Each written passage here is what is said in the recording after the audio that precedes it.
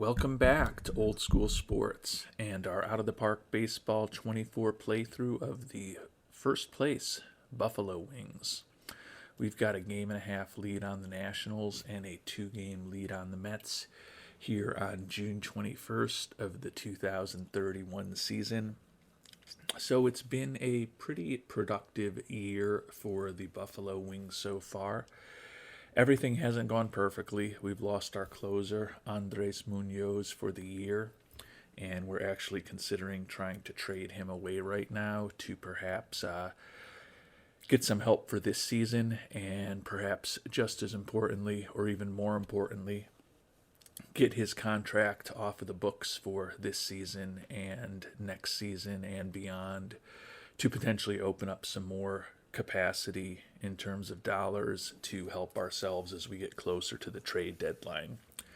Since we are a win now team, two obvious areas where we could look for some help would be a corner outfielder. Vance Honeycutt is back and healthy, having a good season for us after beginning the year on the IL with that injury that ended last season prematurely. We like John Featherston in center field. He's a pretty good defensive center fielder. But right field has been an issue for us all year. Right now, Mason Neville, the Rule 5 acquisition, who's basically a replacement level type guy, is out there. And then shortstop is another potential issue for us. Nick Allen has been a pretty solid fielder for us, but hitting just a .181. He took over the position when Dansby Swanson, who we picked up this past offseason to hopefully be our shortstop, regressed tremendously defensively this past offseason. And we've kind of turned Swanson, who also had some injury issues early this year, into a potential utility guy for us, unfortunately, which is not optimal. So shortstop certainly is a position that we could use some help at as well offensively. The pitching staff has been pretty good. You can see if you look at the team rankings, we are first in the National League in runs against, and we're sixth in the National League in runs scored. So the pitching and defense overall have been excellent, and the offense has been good enough to get us to a 41-28 record as we start the season. And Stanley Rosella brought up the point to, always make sure to focus on a coaching staff. And I think that those of you who have watched me over the years and watched some of our tutorial videos over the years know that coaching is an area I spend a lot of time thinking about. But Stanley brought up the point that perhaps Dansby Swanson's regression this year was due to us not having coaches who are generally that good dealing with aging. And it's definitely a good thought and something to think about. But in our case, I don't think that's the issue. Carlos Crawford, our bench coach, is excellent at handling aging. Pitching coach Julio Soriano, also excellent at handling aging. Hitting coach Joey DeMonte, good at handling aging. And even our first base coach is Jeff Mathis, is good at handling aging. And Rick Guarno is excellent at handling aging. And I'm not sure how much with the first and third base coaches it even matters. But feel like the coaching staff is not the reason for Dansby Swanson's regression in his defensive statistics, or his defensive ratings more accurately. I think it's just the fact that he turned 37 years old this offseason, and as we can see from our scouting report, when we picked him up, we thought he was one thing, and as we've gotten to know him better and better, seems like he, in terms particularly of his defensive ratings, is really dropping off. Honestly, his batting ratings, other than his contact being 5 points lower than we thought it would be, are basically where we thought they were when we picked him up. So still a decent offensive player, but doesn't bring as much to the table defensively as we had hoped. That said, with the way that things have gone for us this year at shortstop with Nick Allen, certainly a chance, even though his range is better and his error rating is significantly better than Swanson's, that we could turn the job back over to Swanson. It would certainly weaken our defense a bit, but we probably need Allen's batting average another at least 30 to 40 points higher to justify keeping him in the lineup. You can see he's been a brutal offensive player, and even with the good defense, he's basically a replacement level guy at this point, which explains why we were able to pick him up for organizational depth in March as a minor league free agent signing.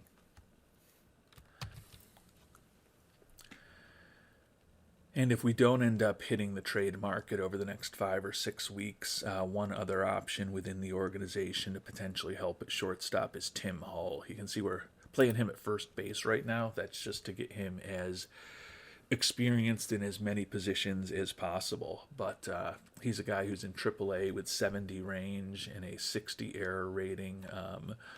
Obviously would prefer if the error and arm ratings were a little higher for a shortstop, but certainly think he could be a serviceable major league shortstop. He's hitting 270 in AAA this year. You can see, at least according to our scout, we think he's still got some growth in all of the batting categories of 5 to 10 points of additional development ahead of him. We've dropped down to only high scouting accuracy on most of our prospects and even some of our major league players at this point, as we've been totally focused on scouting for the amateur draft over the last month or two. So we'll need to refine some of those scouting reports, but I think that if we can't find an acceptable shortstop in the trade market and we decide that current guys on the major league roster are not ultimately the answer, Hull is certainly someone we could give a try to later this season. Would prefer that his bat be a little more developed before we bring him up, but we may not have a choice in that matter if things don't work out. But at this point, we will turn our attention to the first-year player draft. And our pick is ready to go. I've simmed ahead, and the picks in front of us have happened.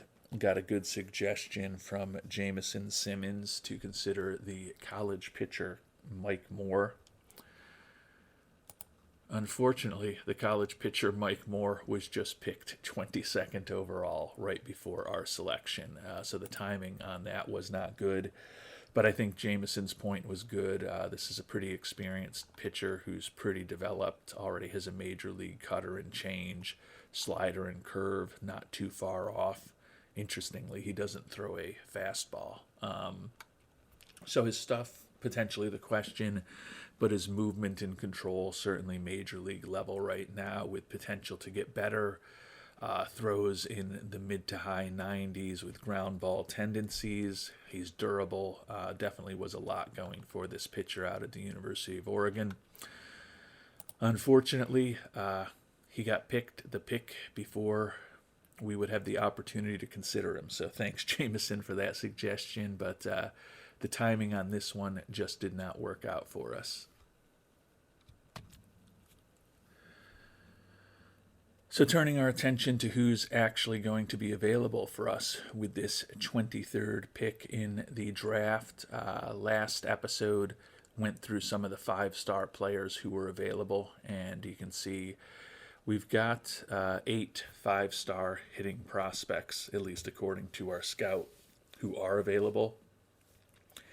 The 3 that I am most interested in are Ron Brady, a 19-year-old right fielder. I think he's pretty solid defensively, has a little bit of speed, and certainly with the potential for plus contact, plus home run power, and average-ish ratings everywhere else, could be a pretty productive offensive player.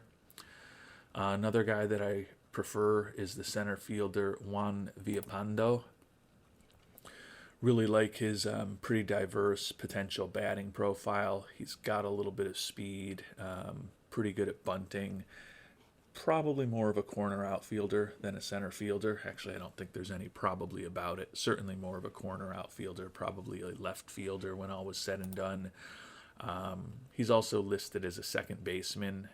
We could play him there. The arm is a concern, but arm is not as important for second base as it is for third or short.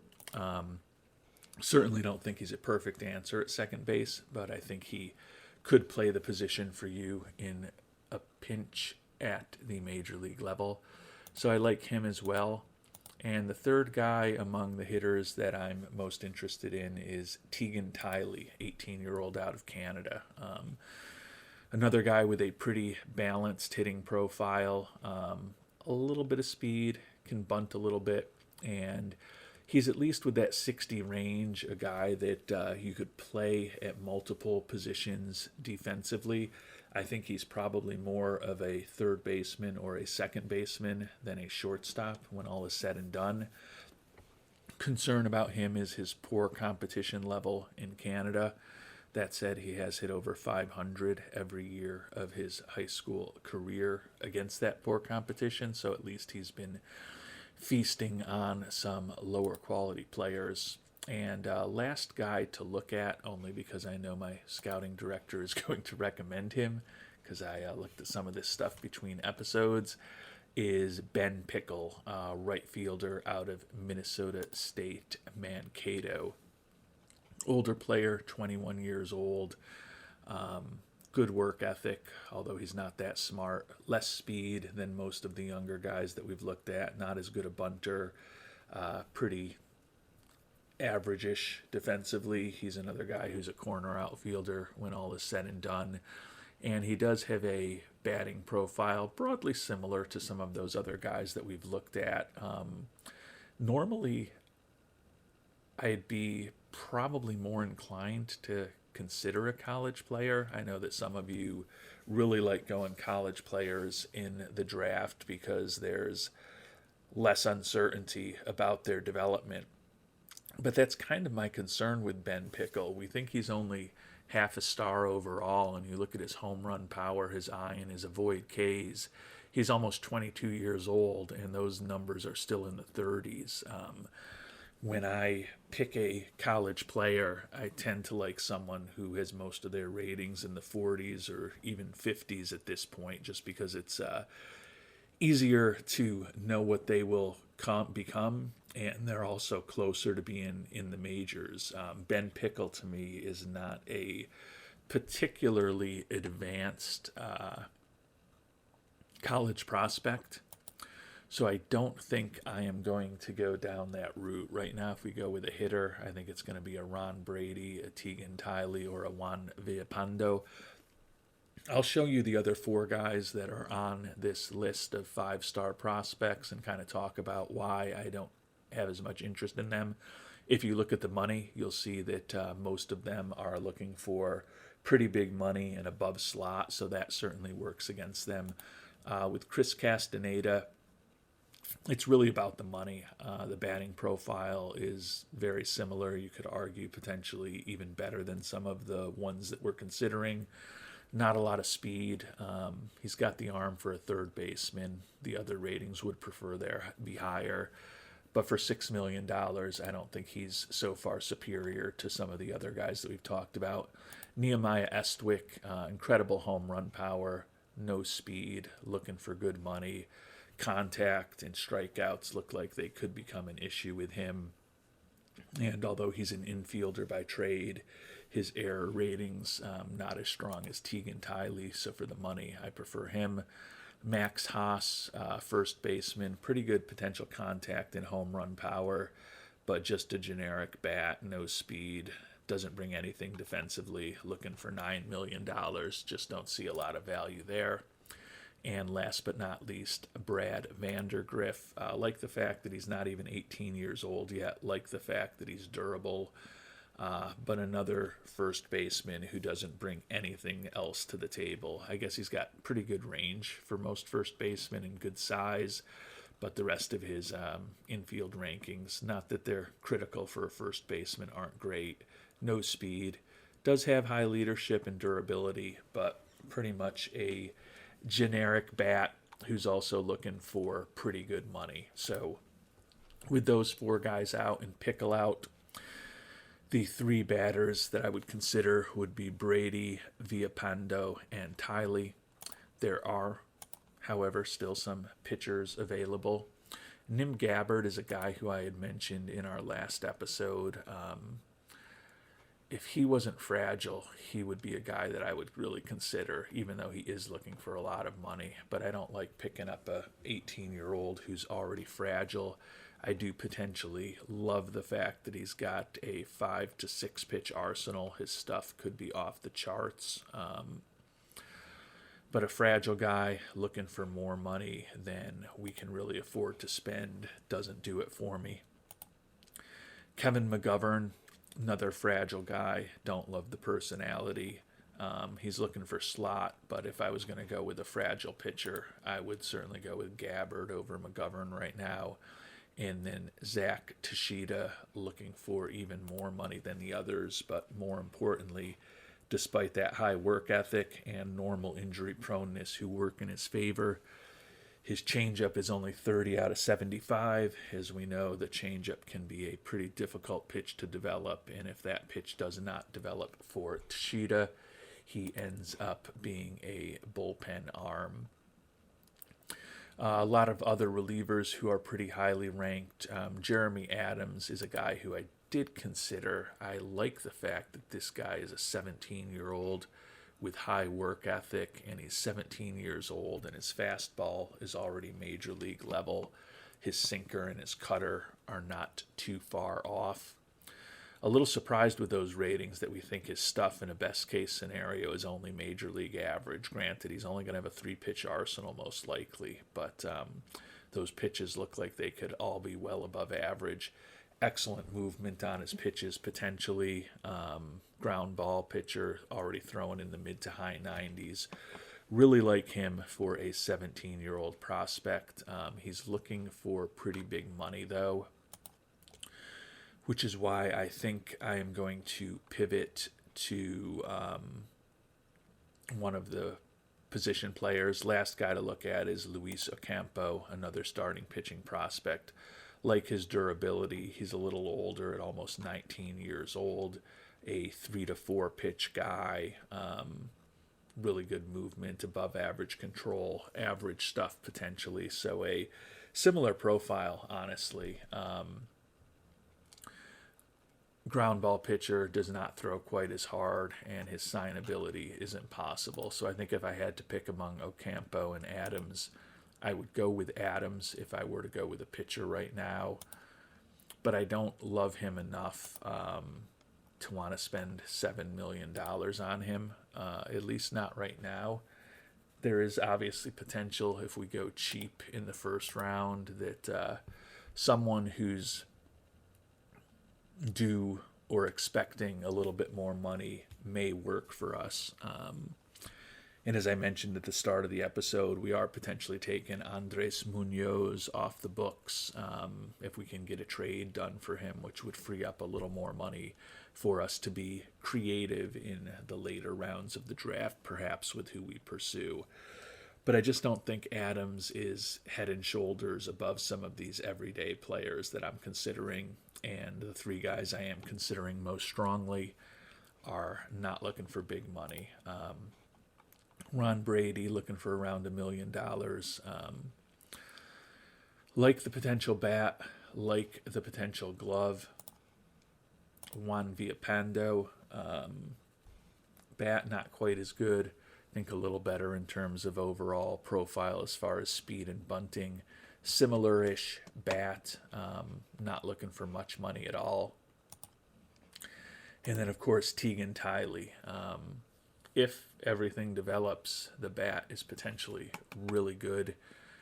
He's got enough speed to take advantage of some of that gap power. Probably not going to be leading the league in doubles and triples, but certainly can be well above average in terms of the extra base hits with that gap power / 60 speed combination if everything develops. Like the fact that he's got a decent glove. Would feel better about him if we knew more about his personality. does say that he adapts well and should fit in most organizations. I generally shy away from players who have faced a poor competition level, which oftentimes seems to be the Canadian players. But we've got very high scouting accuracy on him. And when I look at him in the FCL, he looks like he is ready to be a representative player in rookie ball here. Now, he's a little bit older. He's almost 19 years old, to be fair. But he certainly looks like he is ready to handle the competition at a rookie ball level. And I think with our coaching, as long as he doesn't end up having a low work ethic that we don't know about, I think with the good coaching staff that we've built throughout the minors, probably not going to maximize every rating. It's rare for that to happen, even with a first round pick with a high work ethic, high leadership, high intelligence. The game just generally doesn't work that way. A lot of these first round picks who you think are going to become superstars become guys, or guys that never make it. But I think our coaching in the minors gives us the best chance possible. And as I said, I never really take guys who face a poor competition level. And this might be a good experience to see what happens with a guy like that if we do have good coaching throughout our system and think that he can compete in rookie ball right now, which I think he can. Obviously, it's going to be a purely anecdotal sample size of one experience to see what we do with this guy who's faced poor competition. But we are going to go with Tegan Tiley here in the first round of the draft. Moving to our auto pick, and this is interesting. Here in the second round, both Brady and Villapando, two of the guys who were not looking for big money, are available. Along with Eric Gibbons, who we didn't talk about before, but is a guy who, if it wasn't for the personality, would be interesting because he's durable, potentially decent bat at third base, decent arm, but don't love him defensively. And Josh Vehar is impossible for us to sign. We're not going to go down that road with him, like the durability, but don't think the bat is so special that that's a direction to go. So I really like the fact that both Brady and Villapando here are here in the second round, and they're both also still players who are pretty good bargains. Take a look at the pitchers who are available. And Luis Ocampo, the impossible to sign, is still available, not surprisingly. Other than that, it's more relievers. I'll take a look at some of these 3-star starting prospects. Might as well do it while I'm looking here with you. Salix Mondesir. Don't love the personality, but still, even if the changeup doesn't develop, could become, it looks like, a back of the rotation major league starter if everything worked out perfectly. Not looking for crazy money. Damari Hainsworth, 18-year-old starting pitcher, looks like a reliever to me, although I really like his personality. Jorge Figueroa out of Cuba, 3 to 4 pitch arsenal. Splitter may not quite be major league quality. If the changeup doesn't develop, he's a borderline starter. Got the stamina to start, but don't love guys that are horrible at holding runners. Do like his durability.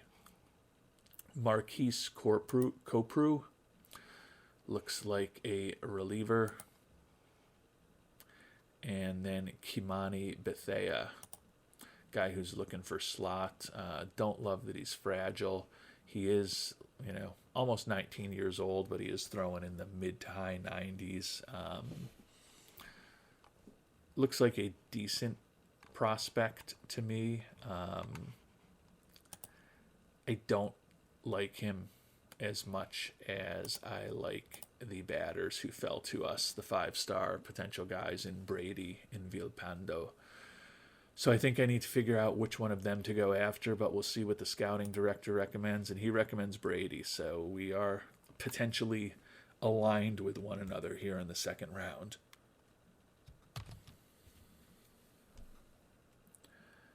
And when I look at Brady, and obviously I can just compare him to Villapando, obviously they both need to grow a lot from where they are today. You look at their batting potential, and I think it's fair to say, oh, I don't know if it's fair to say, but I would favor Villapando overall. Little more potential contact, 10 points higher gap power. His eye and his avoid strikeouts are both higher. The only thing that favors Brady is his home run power potential. And then in terms of the base running and bunting abilities, certainly Villapando, a much better bunter, a little bit faster, doesn't have quite the same stealing instincts, and his base running instincts are the same. So certainly in terms of the batting ratings, I would say Villapando is a slight favorite. Turning to the defensive ratings, though, Ron Brady is clearly the favorite. Better range, better error rating, and a much better arm. I think both of these guys are probably corner outfielders in a base case scenario for their major league careers. Could play Brady in center if you had to, but I think he'd be a really good right fielder. I think Villapando is a acceptable left fielder. So the defensive ratings certainly favor Mr. Brady. So they're pretty close in my mind. Brady hits left-handed. Villapando bats right-handed. Personality-wise, Villapando, unknown. Brady does have high loyalty, but his personality class is unknown. Normal injury proneness for both of these guys. So it's really the question of a slightly higher potential bat in Villapando versus better defense in terms of Brady.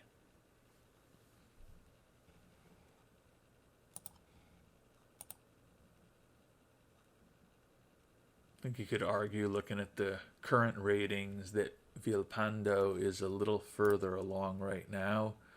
We look at him compared to the FCL, and Villapando certainly looks like he is ready to compete at the rookie ball level. And I need to switch that back to really get back to the search that I want. Brady, on the other hand, against the FCL, is probably going to be striking out a bit more than we would like. Doesn't look quite as ready to perform there right now. Still has the really good home run power. It's a tough decision for me. I think these guys are pretty close.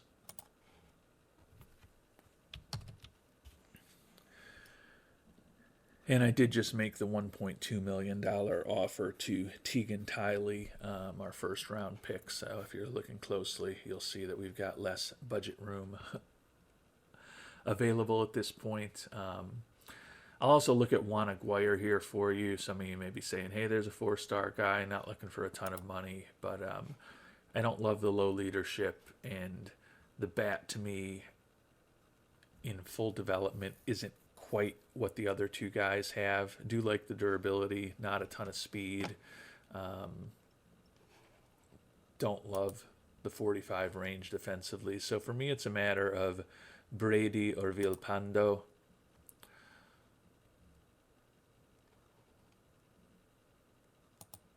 And I do like them both. When I first started looking at this draft and these players, I think that I liked Villapando more. More recently, I have been leaning towards Brady.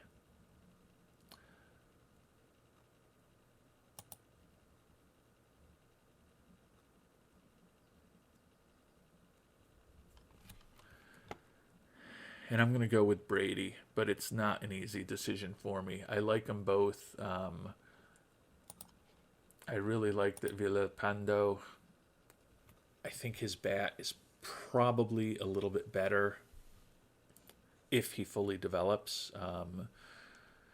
What Brady has going for him is the better home run power and a potentially good defensive corner outfielder as opposed to being an adequate defensive corner outfielder and a guy who could even play center field in a pinch. The high loyalty doesn't mean the most in the world to me, but it is one positive personality trait. He's also a left-handed hitter, so he's probably going to have a favorable potential split against right-handed pitchers, which I guess is a little more valuable than a favorable platoon split against left-handed pitchers that Villalpando might have. Tough decision for me, but I am going to go with our scout's recommendation. It looks like despite the demand being $1 million, he's actually looking for slot right now, so we'll go ahead and meet his demand and bring Brady on board, move into the third round. And Villalpando is still here. Well, I think our decision just got made really easy for us. Was not expecting that to happen, but a guy who's looking for pretty reasonable money, we still think is a 5-star prospect.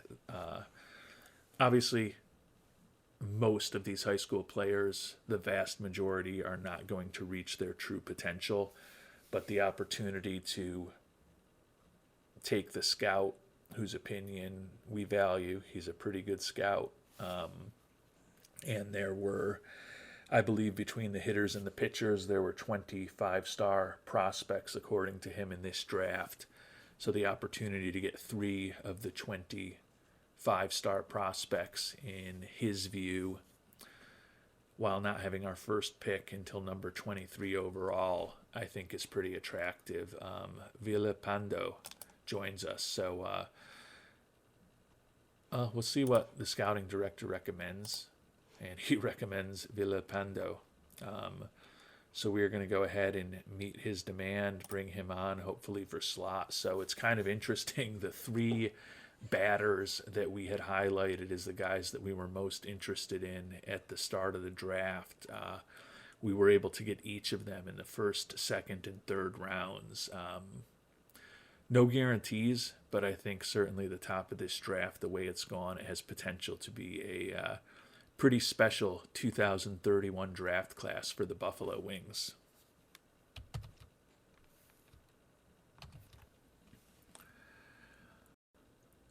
And the pickings are a little slimmer here in the 4th round. Josh Vehar, the impossible-to-sign batter, still out there. And Luis Ocampo, the impossible-to-sign pitcher, still out there. Would think about potentially taking a flyer on one or both of them in the 5th or better the 6th round. I'm not ready to do it right now. The 3 guys that I kind of am most interested in are actually the 3 highest potential guys, perhaps not surprisingly. You know, I have done all of the traditional searches as far as batting potential to see what's out there as far as guys with interesting traits.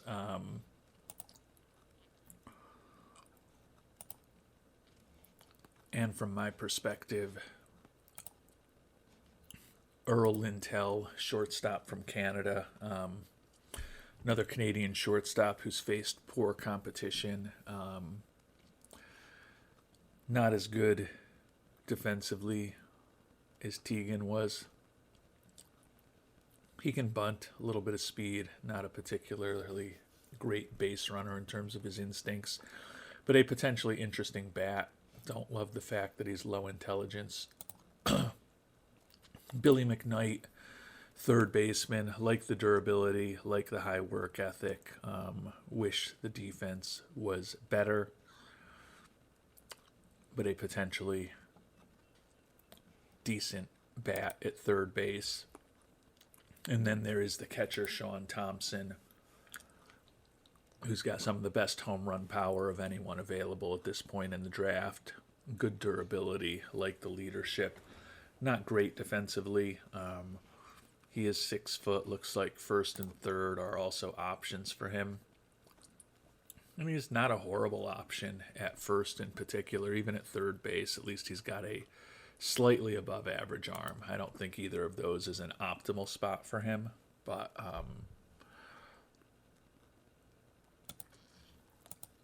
he definitely has some potential. The issue with Thompson, who I do like, is that there's two other catchers who I also like. Rory Drain, pretty average defensively, but looks like he could be an interesting bat. Also durable, also a high leader. And then there's Robert Lyerly Jr., only normal in terms of his injury proneness, pretty average defensively, but looks like he could be a useful backup catcher with a major league bat if everything fully develops. So my hope is that one of those three guys is still around in the 5th round. Most likely it won't be Thompson, unfortunately, because I do like his versatility of potentially being a first baseman or a third baseman as well. I like his durability. Maybe I should just go with him now. Billy McKnight, I like the durability, the high work ethic, the high intelligence.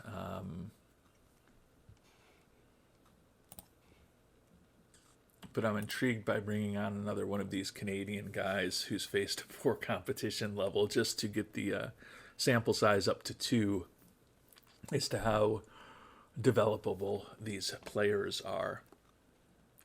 Don't love that he's not that smart. But when we look at him compared to the FCL, he's not going to draw a lot of walks, but he seems pretty ready for rookie ball. We'll see what our scout recommends. And he recommends the starting pitcher, Bo the Handkerchief Prince Telford. No, thank you. He's a reliever, and he's got a pretty bad personality. Pass. So I think I am going to go with the shortstop, Earl Lintel here. Hope that one of the catchers, Thompson, Drain, or Lyerly Jr. falls to us in the 5th round. And then if in the 6th round, an impossible to sign Josh Vehar or an impossible to sign Luis Ocampo is still around,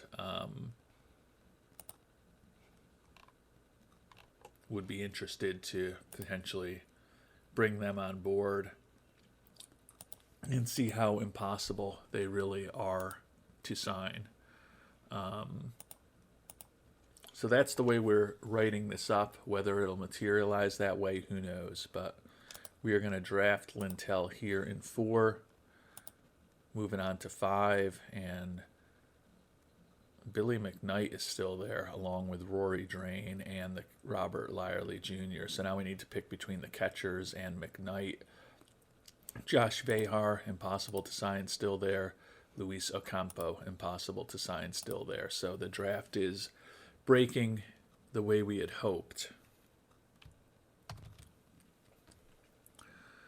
So take a look at the 3 guys. Robert Lyerly Jr., average defensive catcher. Again, if that contact and home run power both develop, he's certainly an interesting bat for a backup catcher. Honestly, if he's got 65 contact and 60 home run power, he could potentially be a starting catcher at the major league level, and you would live with his average-ish defense. I think I like Rory Drain a little better. He's durable, better personality, a little better arm, a more balanced batting profile. You know, there's potential for him to be average or better at everything. Also went to Del Barton, like Anthony Volpe of the New York Yankees. And then Billy McKnight, I like the durability, like the personality, I like the potential plus home run power and plus I. I think I would throw out Lyerly Jr. and it comes down to Drain or McKnight for me. We'll see what our scouting director recommends. He recommends Tim Holcomb. No, thank you. Is that the same pitcher he recommended last round? I know it was a starting pitcher who's really a reliever. I can't remember whether it was Holcomb or not, but pass. So now it comes down to Rory Drain or Billy McKnight.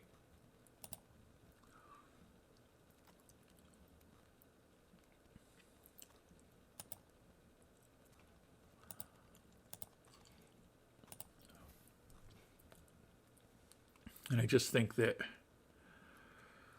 catching prospects are so hard to find. I like to take as many shots as possible with them. I think I am going to go with Drain here. Like the durability, like the leadership, and a average-ish major league bat with a little bit of pop, with average catcher abilities, to me is a little more valuable than a third baseman who, admittedly, if he fully develops, has a little more pop and a better eye, also durable.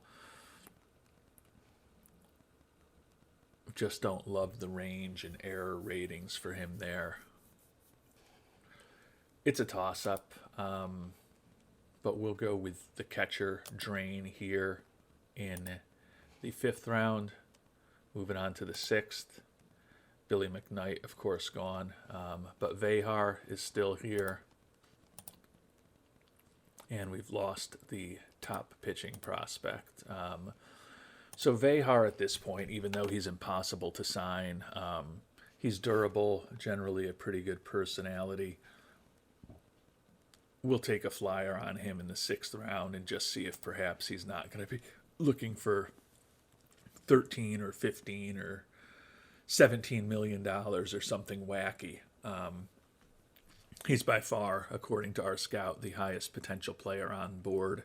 So in the 6th round, we might as well take a flyer on him. Looking at the draftees, we got Tiley way below slot. We've made offers to Brady and Villalpando at slot.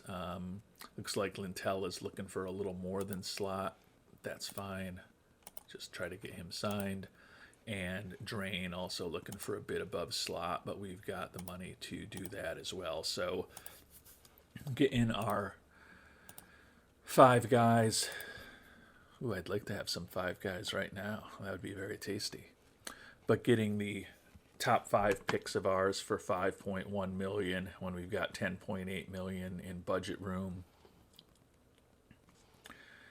is a pretty economical draft. I don't think we're going to have the money to sign Vehar, but in the 6th round, might as well, bring him on board. I guess scouting director recommends Tim Fields, third baseman. Don't love the personality here. I had looked at him previously offline, but didn't love the description of his personality and the low work ethic and adaptability. So we'll take a flyer on Vehar here in the 6th round. If we do anything interesting in the last 14 rounds of the draft, I'll let you know. So we've completed the draft now. Really like Tiley, Brady, Villalpando, Lintel, and Drain among the first 5 rounds. We did add some more pitchers late. See what exactly Josh Vehar is looking for. They need a bonus above $14.5 million to consider. So he's going to be priced out for us. We've got budget room of $5,718,000 left for potentially bringing him on board. Going to wait until we see if we do get Munoz off the books and see what things look like for us as we get closer to the trade deadline. It's possible we throw a low ball offer out to Vehar in a month or so and just see if maybe we can lock him up. But I think it's doubtful that he will become a member of our organization. But for a 6th round pick, it was at least worth a flyer on him.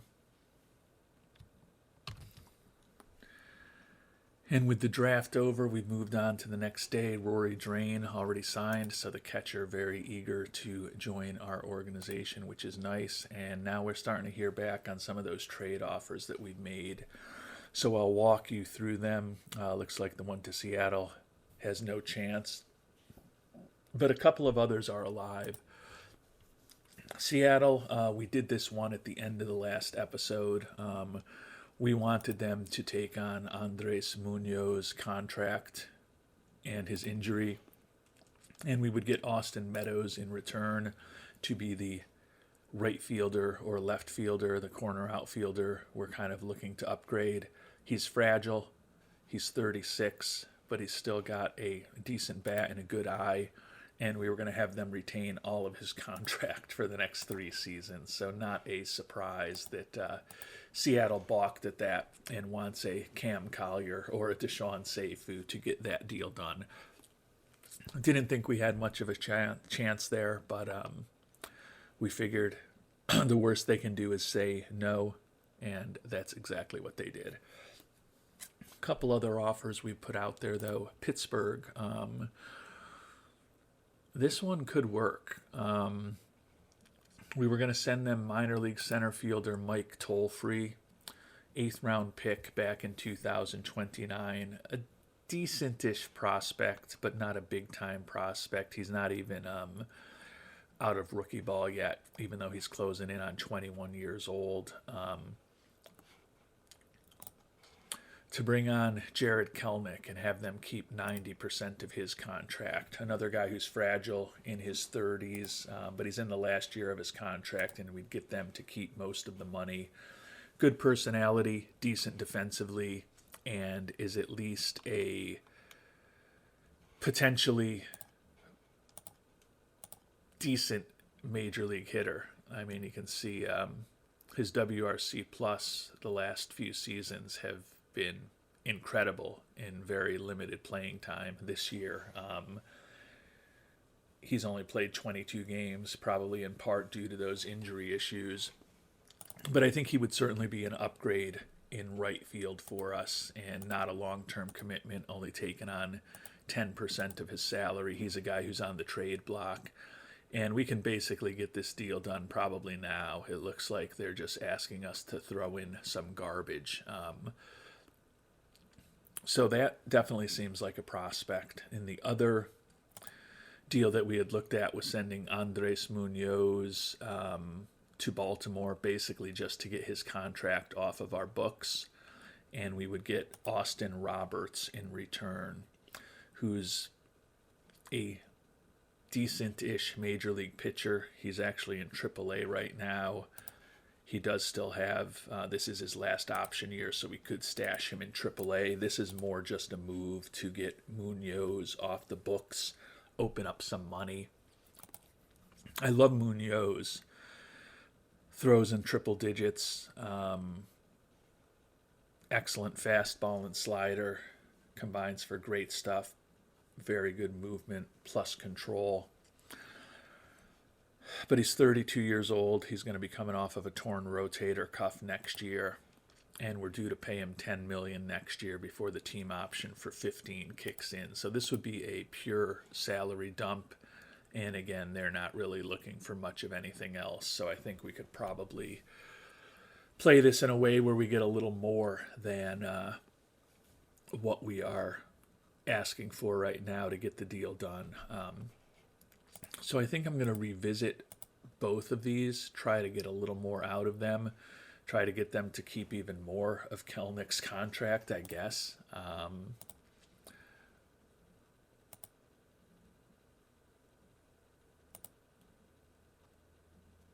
Let's see what they say if we want them to keep all of Kelenic's contract. The worst they can do is say no and ask for a big-time prospect. But with what they are looking for now, I don't think that's going to be the case. And now it's just a matter of, do we want to just get Munoz off the books? When I think about our team next year and our salary situation, see, we're about $9-10 million more than we are this year right now. But Swanson's option is not going to vest, so that's going to come off the books and basically get us close to where we are today, which is a perfectly manageable number for Buffalo. If we take Munoz off the books also right now, that's opening up a lot more financial flexibility for us to potentially even bring back Basallo next year, have Honeycutt and Oda, three pretty important bats in our lineup. Probably our three best home run bats in our lineup at this point. Ensure that all of those guys who are getting deep into their arbitration years can be back with us next year. I'm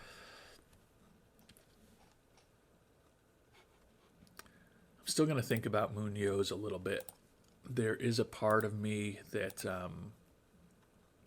just wants to get him off the books.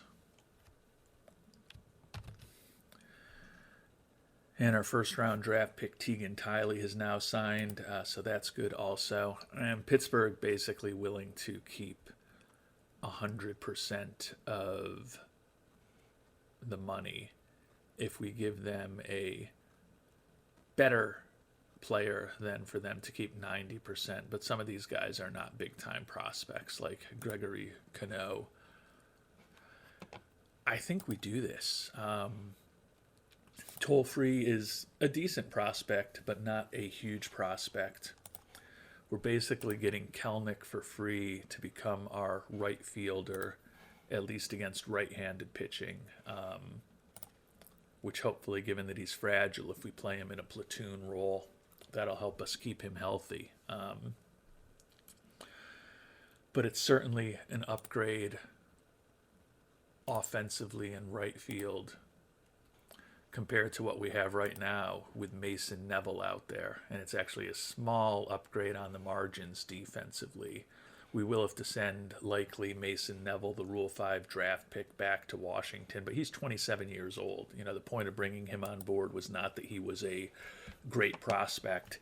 It was to get a player that we hoped in a perfect world would be better than replacement level in the outfield, and he's been slightly better than replacement level. His offense, with a 110 WRC plus, has been better than we could have hoped. But he's not as good as Jared Kelnick. And we are a win-now team. And the chance to basically bring on Kelnick for a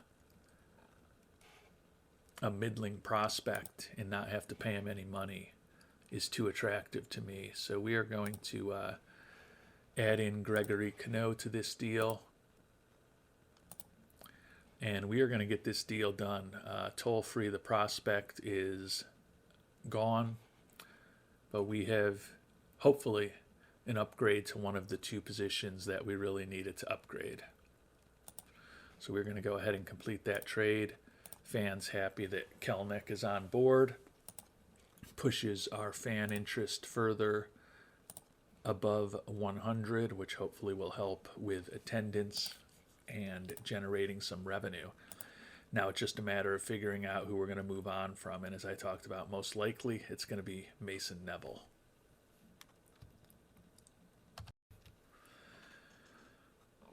And we are going to sign Mason Neville back, send him back to the Washington organization. He's basically a replacement level guy. We obviously had a huge need in the corner outfield, and he's done a respectable job for us. 264, 7 doubles and 2 homers and 72 at-bats. Obviously, we talked about the 110 WRC plus and a positive WAR. But I think that Kelnick is certainly an upgrade over him, even though if you look at his production this year, it hasn't been as good. But looking at the ratings, looking at the personality, and most importantly, looking at the history of what Kelnick has done as a major league player, he's definitely been a consistently above average major league bat with a decent glove. He's won at this point 4 Gold Gloves. Think that he could be an upgrade for us. So Neville, we are going to release him back to the Nationals. Kelnick goes on to our roster, and Kelnick is going to become our starting right fielder against right-handed pitching.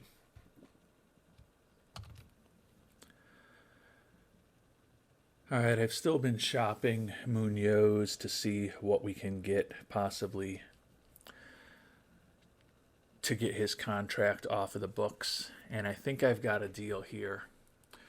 We will ship him to the Cubs, and we're going to get Willy Adames in return. And the Cubs will keep 85% of his contract for the next 3 years, which is the most that they could possibly keep, and still make the money work while taking on the big contract of Munoz. Adames is more of a utility infielder at this point, but with us paying $1.5 million ish, $1.8 million for him the next few years, to bring on a guy who's a competent second baseman / shortstop, we probably can get him trained up as a third baseman in spring training next year. Captain personality with still a decent bat. I think it makes sense. Now, to get the deal done, we have to either throw in our starting center fielder, John Featherston, Humberto Duque, who's one of the top prospects in our system, at least in terms of the ratings, although his performance this year hasn't been great. But we can also throw in Nick Allen. So we will be downgrading defensively at shortstop, because making this trade puts us back in a position where Swanson and Adames are likely to be playing short in some type of platoon situation, even though they're both right-handed hitters. So we are definitely downgrading defensively, but we are upgrading offensively. And as I talked about earlier, even with the really good defense, Allen is barely above a replacement level player at this year because his offensive deficiencies are so significant. So my thought is that we run with Adames and Swanson at shortstop for the next month or so. See how that goes. If it's a total disaster defensively, we can make some changes. If it works out, great. But if it doesn't work, we still have about 5 weeks until the trade deadline to figure that out.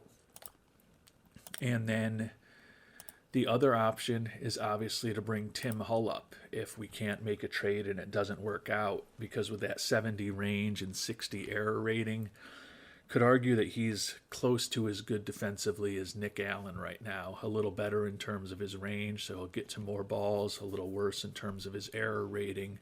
Certainly a better bat than Nick Allen. Would like him to get a little more seasoning, as we've talked about, given that we think he can still get better in AAA. But if we do bring him up, he's going to be playing every day as our shortstop. So I think that makes me willing to move on from Nick Allen, because he's just not hitting at all. He's basically replacement level. We've still got 5 weeks to the trade deadline. If there's a big-time shortstop who ends up being available, getting Munoz off the books opens up some money for us to potentially do that. We'll see what we get with Adames and Swanson in the meantime. And we've got Hull as a fallback in the minor leagues to take over if we decide we need to upgrade the defense. So I'm going to actually add Nick Allen into this deal. And we are going to, you can see that their available money is actually going to drop negative with this, but I guess because they had agreed to do it, it'll let them do that. They were right on the borderline with us wanting them to retain 85%, and it looks like even that, I guess with Nick Allen coming on board, is the thing that tweaks it that way. We're going to go ahead and complete this trade.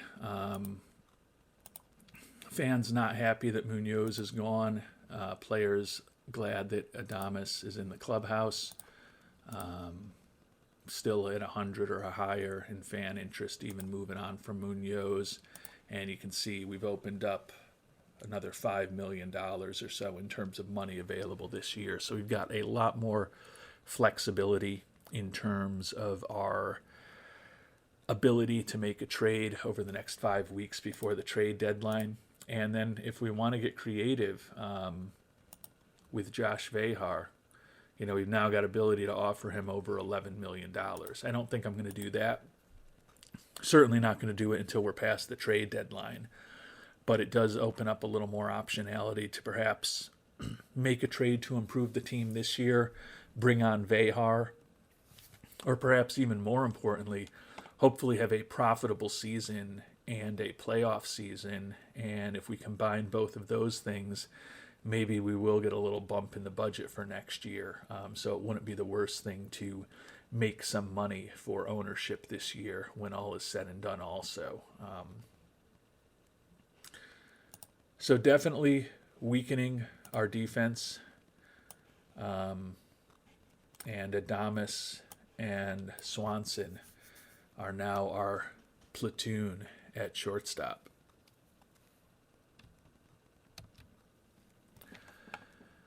And with the moves that we made, you can see our salary obligations this year down significantly, still about 10, 11 million more next year.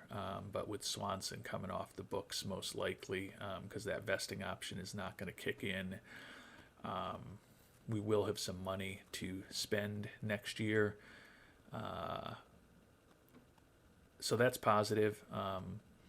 I do like that we have Adames for 1.7 and then potentially 1.4 million the next couple years. I think that's pretty good value, and he ultimately is going to potentially be a pretty valuable utility infielder for us. Still a guy who can hit a little bit, draw a walk, captain personality.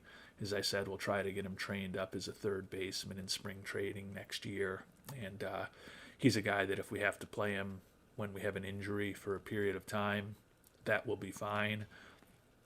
But particularly if by this time next year we're kind of settled in with Seifu at second base, Collier at third base, and Hull at shortstop, I think the veteran presence of a guy like Adames on the team for the next couple of years could be a pretty positive development for our Buffalo Wings.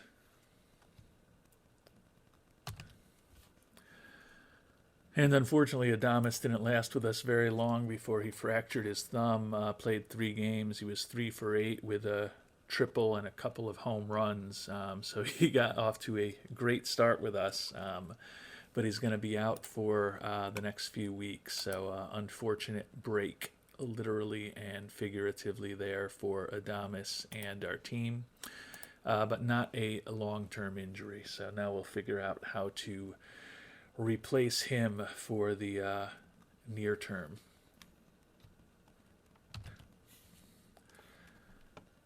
And to replace Adames on the roster, we brought up Marcus Brown, minor league free agent signing from January. Had been a part-time player for us in Albany, really just organizational depth. But this is a good time for us to take advantage of that depth that we had brought on board in AAA. So Brown becomes a utility infielder for us now over the next few weeks while Adames is hurt. And we made it to July 1st, 46-31 record for our Wings, still in first place. Vance Honeycutt was just named NL Batter of the Month for the month of June. Hit .402 with 9 homers and 27 ribbies. And interestingly, our new closer with the injury to Munoz and now the trade of Munoz, Bryce Miller, was the pitcher of the month. 13 relief appearances, 11 saves with a 2-0 record. Struck out 17 with only 1 walk with a 0.67 ERA in 13 1/3 innings. So Bryce Miller seems to be really excelling ever since he's taken over for Munoz as our closer. And unfortunately for our Wings, the month of July has gotten off to a rough start for us as we try to get ready for the All-Star break in about a week and a half, but we are now exactly midway through the season. You can see we've lost our first 4 games of July to fall to 46-35. believe we also lost the last game or two in June. So when we look at the standings now, midway through the season, yeah, we've lost 5 in a row, including our last game in June. We're now 2 games behind the Mets, a game and a half behind the Nationals. Looks like a 3-team race, most likely for the NL East. We are up 3.5 games on the last wild card spot, but certainly would prefer to win the division here. But want to check in on how everything is going here at the midway point of the season. Deshaun Seifu, second in the league in stolen bases with 27. Definitely not as prodigious on the base paths as he has been in previous seasons. As we talked about in the last episode, Jay Allen is out for the year, so Seifu likely to end up leading the league in steals again as long as he can hold off Fabio Peralta, but certainly not as dynamic on the base paths as he has been in some previous seasons. And then looking at the pitching leaders, we don't have anyone listed in the top 3 in the major categories there. Check in on our team statistics here at the midway point. The 46-35 record is a game above expectations. Winning record in April, winning record in May, won 2/3 of our games in June. Obviously off to a very slow start here in July, but hopefully when all is said and done, we'll have another winning record for the month of July. Ranked 6th in the National League in runs scored. You can see we're generally middle of the packish in most offensive categories. We're pretty bad in drawing walks, and we're not great in hitting homers. Do steal a lot of bases, largely because of Seifu and Honeycutt. And the pitching has slipped a bit. We're now tied for second in runs allowed, but our starter and bullpen ERAs are both 4th in the league, so that's still a pretty good combination.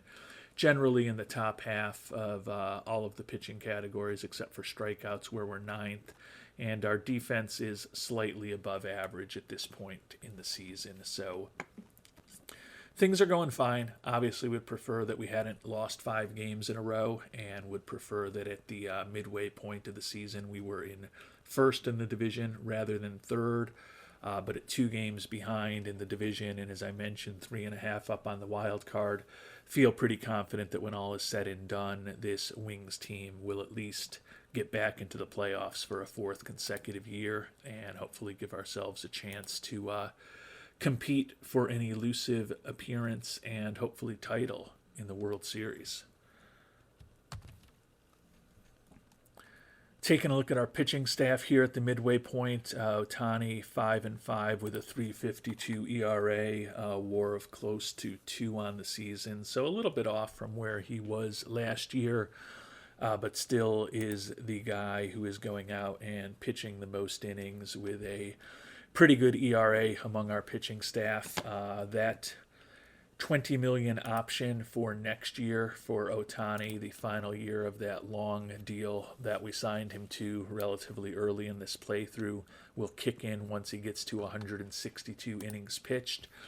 I still, despite the fact that he is our best starting pitcher at this point, there still is a part of me that, given that we've got a bit of a hole in a corner outfield spot, thinks that after that option kicks in, maybe towards the end of this year or more likely before spring training next year, we potentially convert him back to being a corner outfielder for us that final year in the contract. I don't know whether we'll do that because his arm is important to us, but we do have some optionality with him.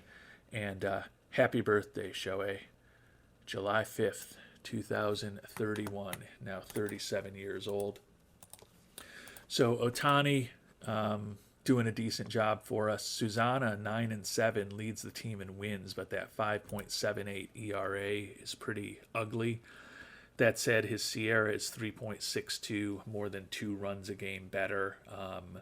Still like his overall pitching profile, and think the contract that's pretty reasonable that we signed him to will be a good deal for us over the years. Andrew Painter, 7-3, 3.99 ERA. So one of his better seasons for us, at least in terms of his raw numbers. His contract, at least, is going to be coming down a bit over these next few years. We did front load it to the extent that we could. I think at this point, he is what he is. Don't love that it seems like his slider and his curve, his third and fourth pitches, have both settled in as a bit below average for the majors. Still has that really good change and a really good fastball, so I think he is still going to be a useful pitcher for us, but obviously would prefer if his third and fourth pitches were a little bit better. Hayden Yinger, 6-5, 3.39 ERA. He's been really good value for us ever since we traded for him from Toronto. They kept a big chunk of his contract. He's looking for an extension, also looking for over $22 million a year. As much as we love Yinger and what he's done for us, when we've been paying him, $7, $8, $9 million a year the past few years, really like the value that we've been getting at $22 million a year. That's certainly a fair price and less excess returns for us, so to speak. And Sean Sullivan, 5-3 with a 4.20 ERA. The one lefty in our rotation has really settled into that number 5 spot in the rotation for us the last few years. So Yinger likely to be gone after this season. Ohtani, we'll have to figure out whether we want him back in the rotation or as a hitter next year. With Yinger likely gone, maybe that means we keep Ohtani in the rotation, but those are the decisions for the offseason. Bryce Miller, we've already talked about having a nice year as our closer. Caleb Ferguson, left-hander that we added in trade this past offseason, started the year on the IL, but has been pretty effective since he came on board. Emerson Talavera, striking out more than a batter per inning, but the BABIP that he's allowed this year is a 373, second straight year where his BABIP is crazy high. His Sierra is still pretty strong, like him out of the pen. Zane Adams and Kyle Backus have been okay as lefties. Franklin Heel been okay as a right-handed arm out of the bullpen. The Rule 5 acquisition, David Aranya, has been fine in limited action. Like the fact that he's a younger guy who will be under our control. Only needs one more active day left, and then we could move him to the minors if we make a trade to kind of bolster our bullpen or find someone in AAA that we'd prefer to bring up. And then Jorge Carrillo having a nice year for us. And he is a guy who could go into the rotation next year. That's his expectation. International free agent signing for us from 2025.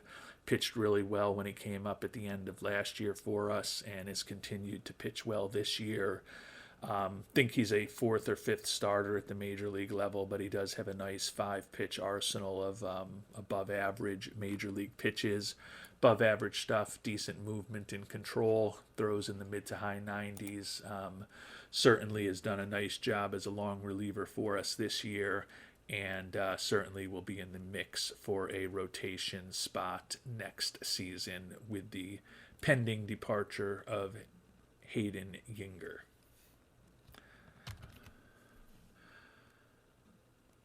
Turning to our everyday players, and we'll just go through these guys by WAR. So we'll talk about the good first and then the disappointing last. Vance Honeycutt came back from his injury, and he is having an even better season than he's ever had before with a 157 WRC plus, a WAR of almost 3 in 63 games, 15 homers, 47 ribbies, 17 stolen bases. He's been a 20-35 guy in terms of homers and steals each of the last 3 years. Has an outside chance to be a 30-30 guy this year. Don't know whether he'll quite get there with the home runs, but Honeycutt remains very productive in left field for us. Our new third baseman, Cam Collier, who also has spent some time playing for us in right field, given our deficiencies in terms of our corner outfielders. He's bounced back from a slow start to be doing exactly what we would have hoped from him. 290 average, 20 doubles, 9 home runs, 127 WRC plus, a WAR of 2.4 midway through the season. Really happy to have him on board and think that he is going to be a very important player for us to build around at third base for the next few years. And then Deshaun Seifu, Don't like what's happened with his defensive ratings. Those of you who may remember a few seasons back may recall that I've always been a little suspect of him defensively at second base. He did win 2 Gold Gloves early in his career, but he has definitely regressed, at least in terms of his defensive ratings. Not an ideal second baseman with those ratings. Would certainly love the range and error to be a notch or 2 higher. But it is what it is at this point. Having a nice offensive season for us. 287 average, 21 doubles, 6 triples, 27 steals, 108 WRC plus, and a 2.1 WAR on the season. Looks like he will have a better year than a year ago, not as good as 2 years ago when all is said and done for Mr. Seifu. So those are the 3 big guys in terms of contributions. Von Necker, who's been struggling to get playing time as a rookie, has put up a 1 WAR in limited action. He's hitting .379 with 7 doubles and 5 homers and 66 at-bats. He is a part-time outfielder for us. He's playing left field or DH for us, typically against left-handed pitching, not in the lineup regularly against right-handed pitching. He's 24 years old now. He's pretty much just about fully developed. Certainly would love for him to be getting a little more playing time, but in the time that he does have on the field, he's been productive for us. And John Featherston also has a 1 WAR on the season, largely driven by his defense. You can see pretty average-ish to maybe slightly below average in terms of some of his offensive numbers. Still a 1 WAR on the year, 261 average, 19 doubles, 7 homers. Our goal with him is, if he is a average-ish offensive player, which is kind of what he's been with that 70 range in center field, we think that he'll make it up with good defense, and he's also going to be out there most every day with that durability. So happy to see what he's doing. A couple of guys who are pure hitters here have WARs in the half to 0.7 range for the year.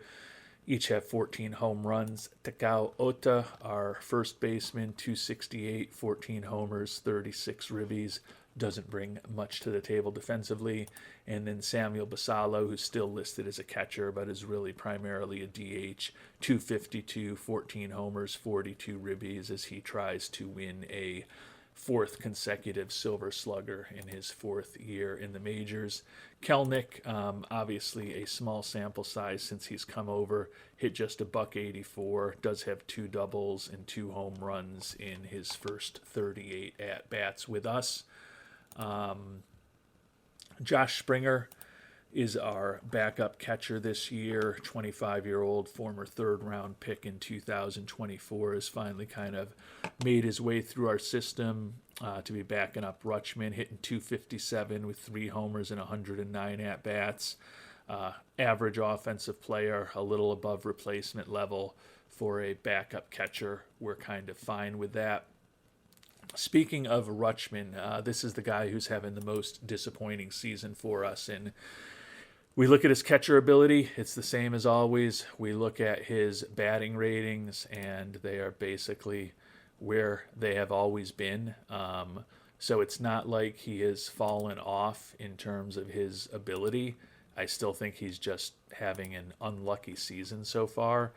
Batting average has fallen to 220 and only 3 home runs in 246 at-bats despite slightly above average home run power.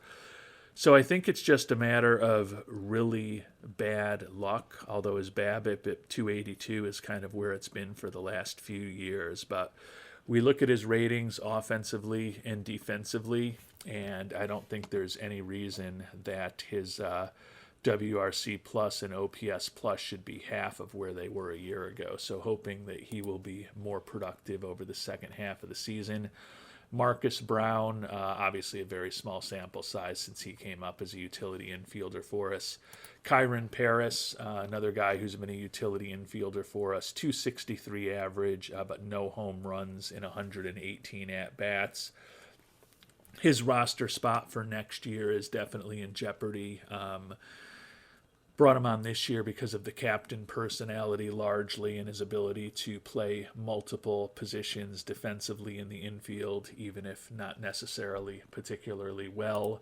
But with the fact that we have Adames now for the next few years with a captain personality as a utility infielder, could mean that we look to move on from Kyron Paris, since Adames is certainly more versatile and better defensively, particularly if we get him trained up at third base. And then Dansby Swanson, in what has been a injury-plagued and, as we talked about, disappointing season in terms of where his defensive ratings have gone, hitting just .230 with 3 homers and 87 at-bats, should be getting some more consistent playing time now, with the fact that we've moved on from Nick Allen and the fact that Adames is hurt right now. Would hope that maybe we get a little more offensive production out of Swanson going forward. Would certainly hope that he is above a replacement level type player when all is said and done, and I think he's certainly capable of doing that. As we talked about in previous episodes, we have a vesting option for next year with him. The Stars would have been paying 60% of that, so we would have been on the hook for about $8 million. But he required 135 games played for that vesting option to kick in. He's played only 28 games so far, and with 81 to go, it's mathematically impossible for that vesting option to kick in. So he will be a free agent at the end of this season. Having Adames means that we don't need to chase after Dansby Swanson. If we could bring him back also for a very low amount next year, would certainly think about it. But having Adames on board now, with his former team retaining a good chunk of his contract, means that we don't need to push unnecessarily with the likes of other utility infielders like Swanson and Paris, as far as what we would offer them to potentially rejoin the team next year. And with that, we are going to call it an episode. It's been a solid start to the year for the Wings. As I mentioned, we'd be in the playoffs if the season ended today. We're on pace to win over 90 games, so from that perspective, nothing to complain about. Feeling a little negative that we've lost 5 in a row and fallen out of first place, but if we get this team to 90 wins and get them back into the playoffs, I think it's a successful season, and we've given ourselves a chance to be in the postseason tournament. So hopefully we are on pace to do that. Was an interesting draft, I think a productive draft. I like the trades that we've made. Obviously would love your assessment on those if you have some strong opinions one way or the other. And we've got about little less than 4 weeks until the trade deadline, so still an opportunity for us to do some more to improve the team. We rank 4th in the latest power rankings, so I feel good about that. And we do have around $8 million to potentially take some salary on as we get closer to the trade deadline. So if there's an opportunity to improve our pitching staff or our outfield or perhaps even our shortstop situation, we've got the money to bring on some salary if we decide that's the right way to go. Still a little bit early here on just July 5th with the All-Star break still a little over a week away. But might as well take a look at who's on the trading block. Not that we can't trade for other people. Wander Franco kind of highlights the list, making a ton of money in the last season of his contract with Montreal. Doesn't look like Wander Franco in this version of OOTP has developed as incredibly as I've seen him in previous versions. Pretty good contact hitter, but not incredible home run power. Doesn't look like there are any obvious big-time shortstops for us to think about. Franco, the range, I just wouldn't want to play him there. Colson Montgomery, again, the range is an issue. Kevin Made, our former shortstop, is available now. He would be an upgrade defensively. He's been a disappointing hitter over the course of his career. He had a really nice first season with us in terms of his batting stats. Hit 262 with 13 homers, but since then his average is 231, 225, 212, a buck 90, and a buck 99 the last 2 years in San Diego. So I don't know that he's really that much of an upgrade over what we had with Nick Allen. I think you could argue that his ratings on the batting side may look a little better, and he's still pretty solid defensively. Probably a guy we could get pretty cheaply, but as I've talked about, if we're going to go with a defensive oriented shortstop, I'm kind of willing to give that opportunity to Tim Hall with his 70 range. And I think that his bat should be better than the likes of Allen or Made. Still want him to develop a little more. He's got excellent relationships with both our manager and our hitting coach in AAA. So think that we can really hopefully extract some good development from Hull over the next few months. But he is very much in the mix to be a September call-up and perhaps even a starting shortstop for us before that. Taking a look at the pitchers available, 3-star guys, so nobody totally jumps off the page. Certainly in terms of ratings and in terms of a history with us, Shane Bieber had some success for us in the past before he signed that big contract with the Cubs. Looks like he's been less successful as a reliever the last few years with the Cubs and now the Orioles. Could think about bringing him on board. Also don't mind the profile of Brusdar Gretal, but he's fragile physically, but another guy who could potentially help our bullpen. Still throws in the high 90s to low triple digits. So there are some options out there on the trade block at this point that could help us. Adrian Morejon, our former left-handed pitcher who signed a relatively big deal for 1 year with the Padres. Kind of having a vintage Adrian Morejon type year. He's a guy who we could potentially pick up as well. So certainly some options to boost our pitching staff with some familiar names who have been with us in the past. And we'll focus on trying to position this team well as we approach the trade deadline in our next episode. Until then, thanks so much for watching and hope you have a great day.